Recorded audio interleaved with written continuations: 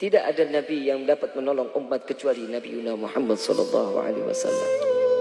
Tidak ada nabi yang dapat selalu memikirkan umat, hanya Nabi Allah sallallahu alaihi wasallam, Rasulullah sallallahu alaihi wasallam. Tidak ada seorang manusia yang dapat memikirkan umat melainkan Rasulullah sallallahu alaihi wasallam. Nabi 3 hari 3 malam tidak makan, tidak minum. Yang dipikirkan betapa takutnya Rasulullah umatnya masuk ke dalam neraka Jahannam. Sedangkan kita ayuhul khadirun, mau 3 hari, mau 1 minggu, mau 1 bulan, mau 1 tahun, tiada henti-hentinya membuka gerbang neraka Jahannam untuk kita langkahkan kaki kita ke dalam neraka tersebut. Tidak pernah terfikir oleh kita setiap malam untuk bertaubat kepada Allah Subhanahu wa taala.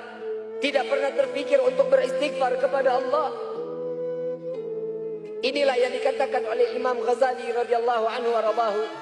Al-Imam Ghazali mengatakan hijrah tersebut dari tempat yang satu ke tempat yang lain, dari yang buruk menjadi kebaikan.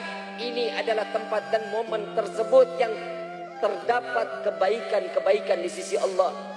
Tahun lalu kita lupa beribadah kepada Allah, rubah tahun ini untuk kita makin taat beribadah kepada Allah Subhanahu wa taala. Sudah cukup kita membuat sedih hati Nabi sallallahu alaihi wasallam. Di dalam riwayat yang lain, Siti Aisyah radhiyallahu anha wa radhaha, beliau tiap malam tidak pernah memandang wajah Rasul sallallahu alaihi wasallam dalam keadaan tertidur. Sampai Siti Aisyah melihat Nabi dalam keadaan beribadah kepada Allah.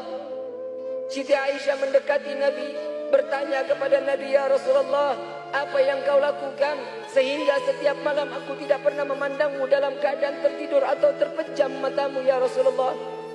Apa jawaban Rasulullah? "Ya Aisyah, apabila aku menjamkan mataku, siapa yang akan menangisi umatku agar mereka terselamatkan dari api neraka Jahannam? Setiap malam aku harus menggelar daripada sorbanku, ya Aisyah. Tidak kurang dari 1000 rakaat aku salat taubat kepada Allah.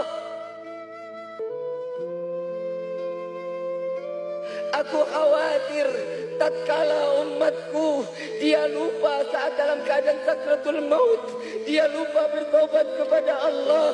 Aku mengharap kepada Allah agar salat taubatku ini dapat menambah daripada taubat umatku." Setiap malam Nabi 1000 rakaat salat taubat untuk umatnya. Pernahkah kita berterima kasih kepada Sayyidina Muhammad? Pernahkah kita mengucapkan syukur kepada Allah bahwa kita diciptakan oleh Allah sebagai umat Nabi Muhammad? Jangan sampai apa yang dikatakan oleh Nabi, umatku di akhir zaman kelak, paginya dia beriman, malam dia kufur kepada Allah. Malamnya dia beriman, paginya dia kufur kepada Allah. Ya Allah, jauhkan kami daripada kekufuran.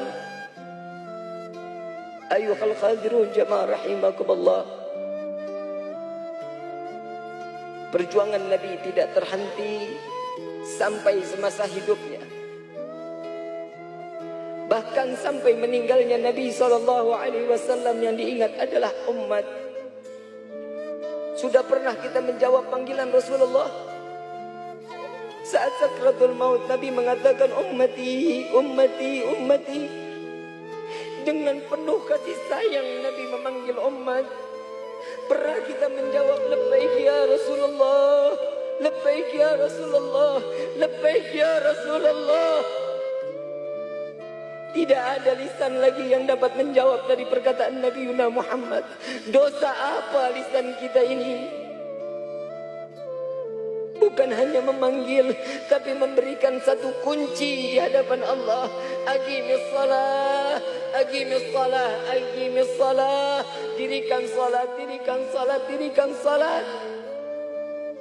Ini yang dikatakan oleh baginda Nabi Muhammad sallallahu alaihi wasallam.